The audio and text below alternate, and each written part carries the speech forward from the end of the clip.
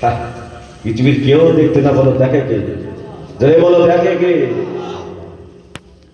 বাবাজি বসে, একটা চটটা বসো, চটটা বসো। এ বাবা, একটু ভেতরে চলে এসো বাবা, একটু ভেতরে এসে চলে এসো, একটু ভেতরে এসো। আলহামদুলিল্লাহ, খুব ভালো লাগছে। এসো ভেতরে এসো। আজকে জলসা সারা রাত্রে হবে, চিন্তা নেই। বাবা সারা রাত্রে থাকবেন তো নাকি? হ্যাঁ, না দোয়া হবে? বিশ্বাস তো ঠিক আছে, তো দোয়া করলে হয়ে যাবে। চালাকি এখন তো চোখ দিয়ে পানি বার হচ্ছে, এবার রক্ত গড়িয়ে যাবে, সেদিন সামনে আসছে। বলবে যা পাকিস্তানে, যা বাংলাদেশে, যা, এখানে জায়গা হবে না, সেদিন সামনে আসছে। আল্লাহ তো এখন আমাদের ভালো রেখেছে। কাঁদো, আল্লাহর কাছে কাঁদো, জীবনে গোনার দিকে তাকিয়ে, যদি মালিক একটু ক্ষমা করে। অকাপ বিল পাস হচ্ছে, যদি পাস হয়ে যায় সব কেড়ে নেবে, মসজিদ মাদ্রাসা সব কেড়ে নেবে। কোথায় লাফালাফি করতো, জিন্দাবাদ কোথায় দেখছে? মালিকের কাছে কাঁদো, মালিক ছাড়া আমাদের কেউ নেই। মেয়েটা, মা মেয়েকে বলছেন, মেয়ে আজকে তো দুধ কম হয়ে গেছে, 1 লিটার পানি মিশিয়ে দাও, বাজারে ঠিক দাম পেয়ে যাও। মেয়েটা তখন বলছেন, মা আমি দুধে পানি মিশাতে পারবো না, হযরত ওমর যদি শুনতে পায় আমাদের দুজনকে টুকরো টুকরো করে দেবে। মেয়েটা, মা তখন মেয়েকে বলছেন, মেয়ে হযরত তোমার এই গভীর রাত্রে দেখতে পাবে না, হযরত তোমার এই গভীর রাত্রে শুনতে পাবে না। ওই মেয়েটা তখন জবাব দিয়ে বলেছিলেন, মা হযরত তোমার হুজুর দেখতে না পেলেও ওমরের আল্লাহ তোমাকে দেখতে পাবে। জোরে হবে না? কি বুঝলে? আল্লাহর ভালোবাসা আমাদের ভিতরে, আমরা তো পাহাড়ায় বিক্রি। যুবকেরা, নওজওয়ানেরা, আল্লাহর মাহবুব বান্দারা, নামাজ পড়লে জান্নাত হবে না, নবী দিবস করলেও জান্নাত হবে না, পরিবর্তন হতে হবে। এর নাম নবী ভালোবাসা। নবী নামাজের জন্য মার খেয়েছেন, আর আমার যদি নামাজ না থাকে সারাদিন তো দিলেও কাজ হবে না, বলো আরো মার খেতে উল্টো। ও যুবকেরা, ও জওয়ানেরা, হযরত ওমরের বারো রাদিয়াল্লাহু আনহু হুজুর আমার রাস্তা দিয়ে যাচ্ছিলেন, এই আওয়াজটা শুনতে পেলেন। হুজুর আমার সারা ধরে ঘুম হয় না, ফজরের নামাজ পড়তে চলে গেলেন। মন্ত্রীদ্বয়কে ডেকে বললেন, যাও ওই মদিনার গোয়ালিনী বাড়িতে গিয়ে ওই মদিনার রমণীকে বলবেন ওর মেয়েটাকে সুন্দর করে পর্দা হালাতে মসজিদ নববীতে আসরের নামাজের পরে নিয়ে আসতে বলবে। যাও বলে মদিনায় চলে গেছে। হযরত ওমরে ফারুক রাদিয়াল্লাহু আনহু বললেন, যাও বলে এসো আসরের নামাজের পরে মেয়েটা নিয়ে আসে। মন্ত্রী তাই গিয়ে বললেন, মদিনার রমণী হযরত ওমর হুজুর আপনাদের ডেকেছেন। যেই বলেছে মাও কাঁদছে, মেয়েও কাঁদছে, কেন ওমর হুজুর বিচার তো প্রথম। দুজনা মা মেয়ে আসরের নামাজের আগে কাঁদতে কাঁদতে মসজিদ নববীতে এসে দাঁড়িয়ে গেল। হযরত ওমর ফারুক রাদিয়াল্লাহু আনহু হুজুর আবার তাকিয়ে দেখলেন মাও কাঁদে, মেয়েও কাঁদেন।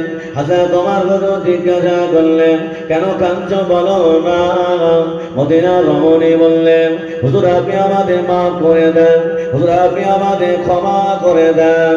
ও বান্দারা, হযরত ওমর ফারুক বলেছিলেন, ও মদিনার রমণী, আমি আপনাদের ডেকেছি আপনার মেয়ের সাথে আমার ছেলেটা আব্দুল্লাহর সাথে কি বিয়ে দেবে? হুজুর আপনি কি বলছেন? আপনি মদিনার খলিফা, আপনার অনেক টাকা পয়সা আছে, আর আমি একটা গরিব মানুষ, সারাদিন দুধের ব্যবসা করি, বলছেন আমার মেয়ের সাথে আপনার ছেলের বিয়ে হবে? হযরত ওমর ফারুক বলে দিলেন, আয় মদিনার রমণী, আমাকে খলিফা বলবে না, আমাকে বড় লোক বলবে না, আমি ওমর, আমার ছেলে আব্দুল্লাহ বিয়ে করতে যাবে, আমার কাছে দেন মোহর পয়সাটুকু আমি ওমর আমার কাছে নাই। এর আমাদের নেতা নাই, হ্যাঁ, শুধু বলছে আল্লাহ আমফান দাও, আমফান দাও। এদিকে আমফান হয়েছিল বাবা, হ্যাঁ, টাকা কারা নিল বলবি? হ্যাঁ, সব নেতার বামপাড়ের লোক, ওরাই টাকা পেয়েছিল। ও যুবকেরা, হযরত ওমর বড় রাদিয়াল্লাহু আনহু, হুজুর আমার কতটা আল্লাহ দয়া ছিলেন দেখো। হযরত ওমর বড় রাদিয়াল্লাহু আনহু বিবি তখন গর্ভবতী হয়েছেন। হুজুরকে বললেন, হুজুর আমাকে একটু মিষ্টি খেতে দেবেন। হুজুর আমার মনটা চাই মিষ্টি খেতে। হযরত ওমর বড় বললেন, বিবি রে, মসজিদ নববী থেকে আমাকে 2 টাকা করে নজরানা দেওয়া হয়, এই 2 টাকা আমার সংসারে খরচ হয়ে যায়, আমি তোমাকে মিষ্টি কোথা থেকে কিনে দেব? হযরত ওমর বড় বললেন, বিবি রে, আজ থেকে 2 টাকা করে আমি তোমার হাতে দিয়ে দেব, তুমি সংসারটা চালিয়ে দেবে। হযরত ওমর বড় রাদিয়াল্লাহু আনহু বিবি 1 টাকা বাড়ানা করে খরচা করে 25টা পয়সা জোগাড় করে রেখেছেন। কিছুদিন পরে হযরত ওমর বড় রাদিয়াল্লাহু আনহুকে ডেকে বললেন, হুজুর এই টাকাগুলো নিয়ে যান, মদিনার বাজার থেকে মিষ্টি কিনে নিয়ে আসুন। হযরত ওমর বড় রাদিয়াল্লাহু আনহু বলেছিলেন, ও আমার বিবি রে, এই টাকাগুলো কোথায় পেয়েছো বলো না? হযরত ওমর বড়কের বিবি বললেন, হুজুর আপনি আমার কাছে 2 টাকা করে দিলেন, আমি 1 টাকা বাড়ানা করে আমার সংসার চলে যেত, 25টা পয়সা জোগাড় বেশি ছিল। হযরত ওমর বড় বললেন, ও আমার বিবি, তুমি আমায় জাহান্নাম থেকে বাঁচিয়ে দিলে, আমি আজ থেকে আর 2 টাকা করে নেব না, আমি 50 পয়সা আমি 1 টাকা বাড়ানা করে সংসার চালানোর খরচ নেব, আজ থেকে 25 পয়সা আমি ওয়াকফের ফান্ডে জমা দিয়ে দেব। জোরে হবে না?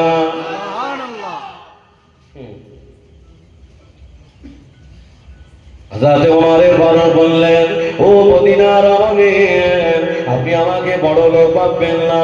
মদিনার রমণী বললে, হুজুর আপনি আমার মেয়ের ভিতরে কি আদর্শ দেখেছেন? হযরত ওমর বড় বললেন, ও মদিনার রমণী, গত রাতের ঘটনাটা আমার মনে করে দিয়েছেন। ও মদিনার রমণী, তোমার মেয়েটা বারবার বলেছিলেন, মা হযরত ওমর দেখতে পাবে না। না না না, ওমর যদি দেখতে না পায়, ওমরের আল্লাহ তো আমাকে দেখতে পাবে। সে মেয়েটার ভিতরে এত আল্লাহর ভয় থাকবে, আমি ওমর এই মেয়েটার খোঁজ করছিলাম। ধরে হবে না? আমরা কারা? ঠিক আছে, আমরা কারা? বাবা, জীবন পরিবর্তন করুন। আপনি কার জন্য চুরি করছেন, সেই আপনার চোর করবে। আপনি যার জন্য 15 টাকা জোগাড় করছেন, সেই ছেলে আপনার হবে না, সেই মেয়ে আপনার হবে না, আপনাকে একাই একাই যেতে হবে। যুবকেরা, নওজওয়ানেরা, আল্লাহ নবী দাদা যান, আল্লাহ নবী দাদা যান। হযরত আব্দুল মুত্তালিব বললেন, যাও বাড়ি চলে যাও। আব্দুল ওয়াহাব জোহরি বাড়িতে চলে গেলেন। বিবি বারিয়াকে ডেকে বললেন, ও আমার বিবি বারিয়া, আমার মেয়ে আমিনার জন্য আমি একটা সুন্দর পাত্র ঠিক করেছি। ওই পাত্রটা অন্য কেউ না, ওই পাত্রটা হলো আল কাবার মুতাল্লিব ছেলে আব্দুল্লাহ। এই নামটা আম্মা জানাবে না। আস্তে আস্তে শুনতে পেয়েছে, চোখ দিয়ে টপকা করে পানি গড়িয়ে যায়। আম্মা জানাবে না কে জিজ্ঞাসা করলেন, ও আমার মেয়ে আমেনা, বলো না তুমি কি আব্দুল্লাহর সাথে বিয়ে করবে না? আম্মা জানাবে না, চোখ দিয়ে টপকা করে পানি গড়িয়ে যায়। হযরত আব্দুল ওয়াহাব জোহরি জিজ্ঞাসা করলেন, ও মা আমেনা, ও মা আমেনা, তুমি কি আব্দুল্লাহকে বিয়ে করবে না? আম্মা জান আমেনা বললেন, ও আমার আব্বা জান, আমি আমেনা কেন কাঁদি জানো না?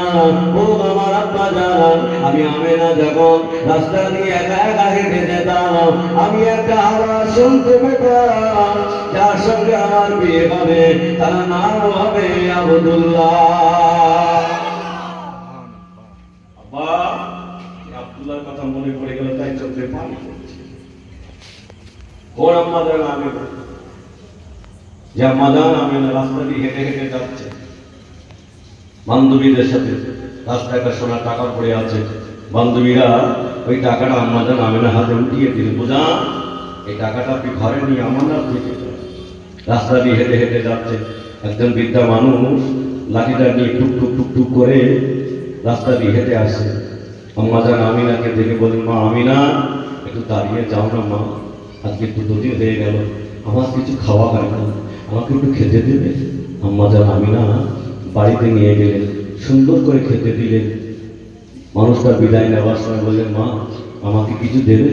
আম্মা জান আমিনা সেই সোনার টাকাটা দিয়ে হাতে উঠিয়ে দিলেন। বৃদ্ধা মানুষটা বললেন মা এই টাকাটা তুমি কোথায় পেয়েছো মা? এই টাকাটা তো আমার টাকা, আমি রাস্তায় হারিয়ে ফেলেছিলাম। আম্মা জান আমিনাকে বললেন ও মা আমিনা এই টাকাটা কোথায় পেয়েছো মা বলো না। আম্মা জান আমিনা বললেন আমার বান্ধবীদের সাথে আমি রাস্তা দিয়ে হেঁটে যাচ্ছিলাম, আমার বান্ধবীরা এই টাকাটা আমার কাছে দিয়েছিল। আম্মা জান আমিনাকে বললেন ও মা আমিনা আমি তোমার জন্য দোয়া করে যাই, আল্লাহ পাক পৃথিবীর শ্রেষ্ঠ স্বামী যেন তোমার কপালে জুড়িয়ে দেয়। আল্লাহ আম্মা জানা আমিনার সাথে হযরত আব্দুল্লাহ বলতে বিয়ে হয়ে গেল। ও আল্লাহর বান্দারা মক্কা শরীফে নিয়ে আসা হলো, মক্কা শরীফে নিয়ে আসা হলো, বিয়েতে মৌনা মিটিয়ে দেওয়া হলো। সংসার করতে লাগলেন। 1 মাস যায়, 2 মাস যায়, 3 মাস যায়, 4 মাস হয়ে গেল।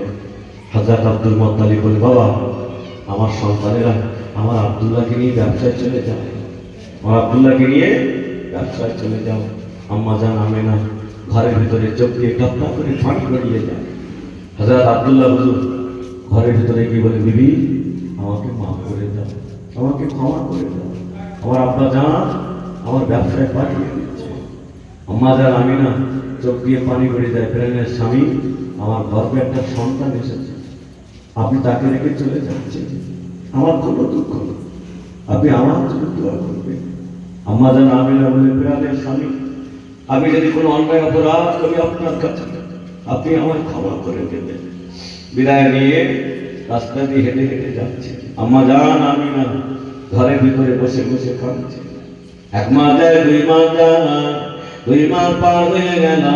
হযরত আব্দুল্লাহ হুজুরের পেটে যন্ত্রণা শুরু হয়ে গেল। হুজুর আমার আর চলতে পারে না, হুজুর আমার হাঁটতে পারে না, হুজুর আমার আর দাঁড়াতে পারে না, হুজুর আমার চটপট করে।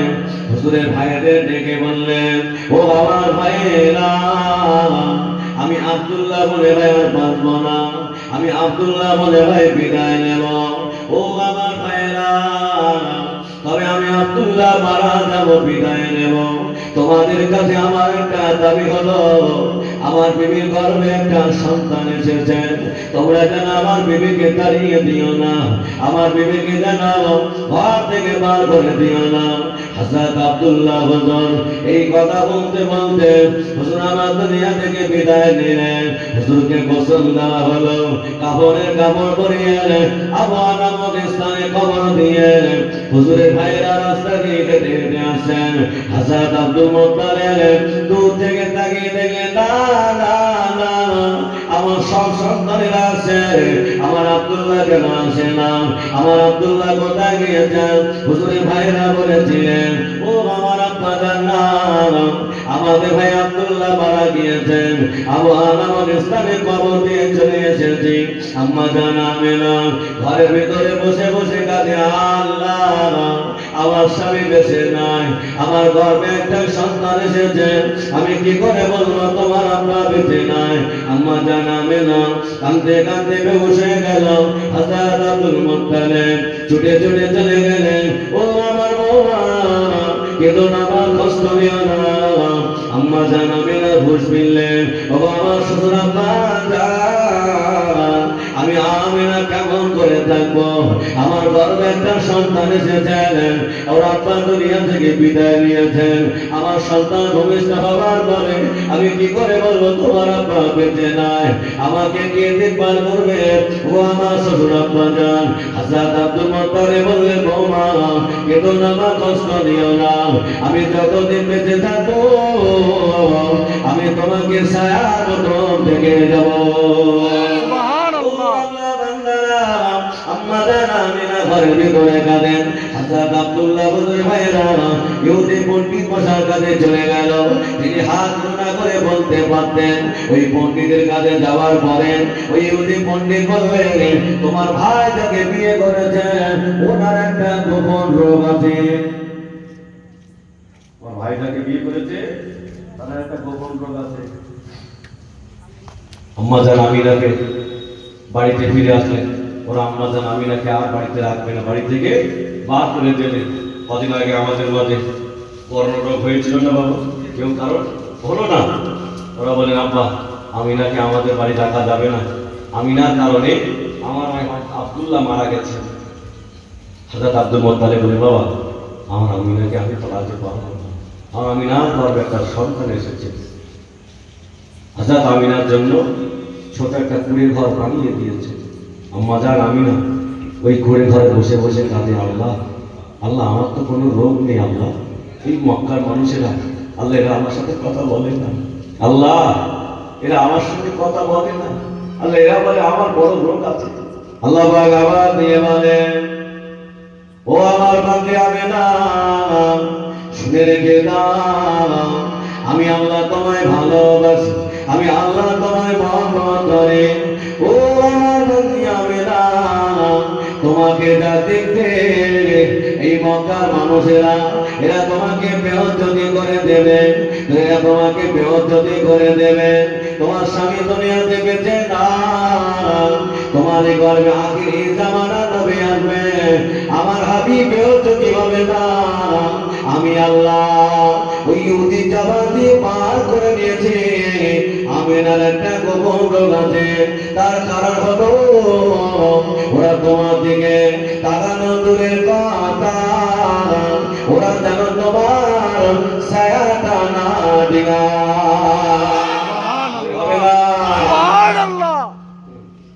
আল্লাহ বলেন, দুনিয়ার মানুষ তারা ক্ষতি করতে চাও, তোমাদের ষড়যন্ত্র যেখানে শেষ সেইখান থেকে আমি আল্লাহ আমার ষড়যন্ত্র শুরু হয়ে যায়, হবে না? সুবহানাল্লাহ। আম্মা জান আমিনা কুড়ে ঘরে আছেন। আম্মা জান আমিনা প্রতি মাসে একটা করে নবী জানিয়ে যান, ও ভাগ্যবতী আমিনা তোমার এই গর্ভে আখিরে জামানা নবী আসবে, উনি ঘরে রহমাতুল লিল আলামিন হবে। প্রতি মাসে একজন করে নবী জানিয়ে যায়, ও আল্লাহর বান্দারা কোন নবী জলসায় বসেছে বাবা। আম্মা জান আমিনা বর্ণনা করেন, আমার পরিবারটা যেন আলোয় আলো হয়ে গেল। আমি পানি আনতে চলে গেলাম কুয়ার পাশে। দেশের মহিলারা বললেন, ও ভাগ্যবতী আমিনা এই কুয়ার পানিটা অনেক নিচে নেমে গেছে, তোমাকে তুলতে বড় কষ্ট হবে। আম্মা জান আমিনা বর্ণনা করেন, আমি যেমনি কুয়ার পাশে চলে গেলাম, হাতটা বাড়িয়ে দিলাম, আমি আমিনা লক্ষ্য করলাম কুয়ার নিচের পানিটা আল্লাহর হুকুমে উপরে চলে আসে।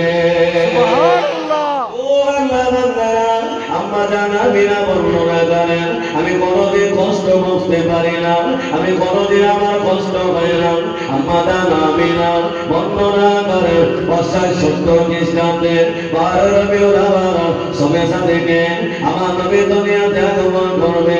আম্মা জান আমিনা গভীরা চলে গেল, বিশুদ্ধি রাত হয়ে গেল, ঘরের ভিতরে বসে বসে গেলেন, আল্লাহ আল্লাহ আজকে আমার সন্তান ভবিষ্য হবে আল্লাহ। আমি আমিনা আমার কোনো ভাই নাই, আমার কোনো বোন নাই, আল্লাহ আমি আমিনা আমার সন্তানকে কে দেখভাল করবে আল্লাহ। ও আল্লাহ বান্দারা আম্মা জান আমিনা ঘরের ভিতরে আছেন, গভীর রাত্রে ঘরে দরজায় কে ধাক্কা দেন, ও ভাগ্যবতী আমিনা একটা বার দরজাটা খুলে দাও মা। আম্মা জান আমিনা ঘরে দরজাটা খুলে দিলেন, দেখলেন না না, বললেন আমি অন্য কেউ না, আমি হলাম ফেরাউনের বিবি, আমার নাম হলো আসিয়া, উনি হলেন ঈসা নবী মা মারিয়াম। আল্লাহ পাক জান্নাত থেকে আপনার সন্তানের খেদমত করার জন্য পাঠিয়েছে, হবে না? আম্মা জান আমিনা বর্ণনা করেন, আমি গভীর রাত হয়ে গেল, আমার চোখগুলো যেন আস্তে আস্তে থেমে আসলো, আমি চোখ দুটো খুলে দেখলাম আমার সন্তান সারা পোশাকধারী মানুষটা, আমার সন্তান সারা পোশাক অবস্থায় সিজদায় পড়ে কি যেন বিড়বিড় বিড়বিড় করে বলে, আমি আমেনা। আমার মুখের ডাক, আমার কানটা আমার সন্তানের মুখে লাগিয়ে দিলাম, দেখলাম না না আমার মোহাম্মদের জবান দিয়ে বড় ভাই আল্লাহ আল্লাহ আল্লাহ ধরে হবে না।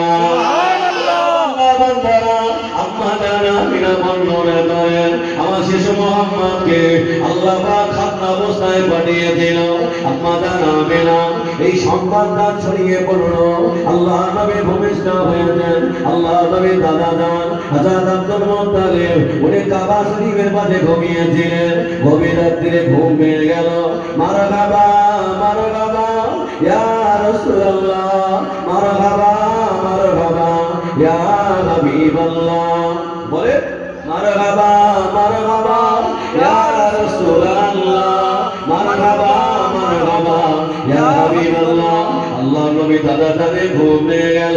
আমি যেন একটা স্লোগান শুনতে পেলাম, আমি আব্দুল মুত্তালিব, আমি ছুটে ছুটে আম্মা জান ঘরের সামনে চলে গেলেন আল্লাহ নবীকে দেখার জন্য। না না আম্মা জান আমিনাকে ফেরেশতা জিবরাইল বলে দিলেন, ও ভাগ্যবতী আমিনা, তোমার সন্তানকে কাউকে দেখাবে না। আল্লাহর ফেরেশতাদের দিদার চলছে, আল্লাহর ফেরেশতারা সবাই দেখবে। আম্মা জান আমিনা আল্লাহর নবীকে নিয়ে বসে আছেন। হযরত আব্দুল মুত্তালিব আল্লাহর নবীকে দেখতে গেলেন। আল্লাহর ফেরেশতারা হযরত আব্দুল মুত্তালিবের হাতটা সরিয়ে দিলেন। 3 দিন পর্যন্ত কথা বলতে পারলেন না।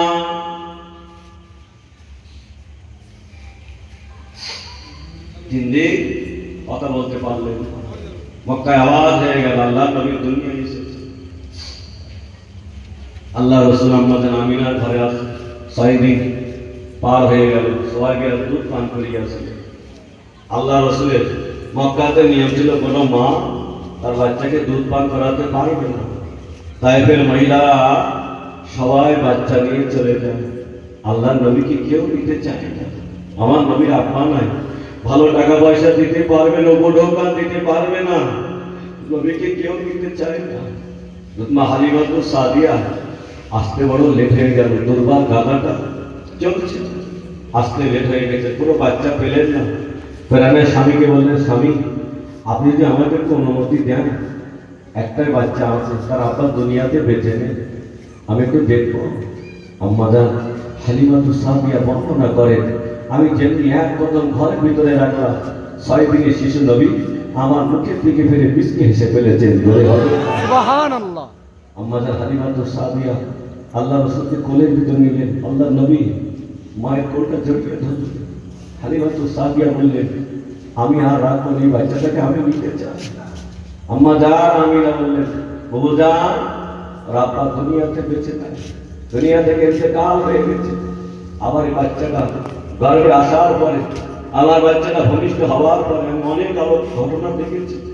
আমার বাচ্চাকে মহব্বত করে রেখে দিল। উম্মে হালিমাতুস সাদিয়া আল্লাহ নবীকে নিয়ে দুর্বল গাদার উপরে উঠলেন। আম্মা জান হালিমাতুস সাদিয়া বর্ণনা করেন, আমার দুর্বল গাদাটা আল্লাহর হুকুমে সবল হয়ে গেল। উম্মে হালিমাতুস সাদিয়া বর্ণনা করেন, আমার দুধের স্তরে দুধ ছিল না, আমার মোহাম্মদকে আমার দুধের বুকের স্তরে লাগিয়ে দেওয়ার পরে আমার দুধ দুটো পরিপূর্ণ দুধ ভর্তি হয়ে গেল। ধরে হবে না। আল্লাহ রাসূল সাইদ দিয়ে শিক্ষা দিয়ে গেলেন, উম্মে হালিমাতুস সাদিয়া আল্লাহ নবীকে একটা স্থান পান করে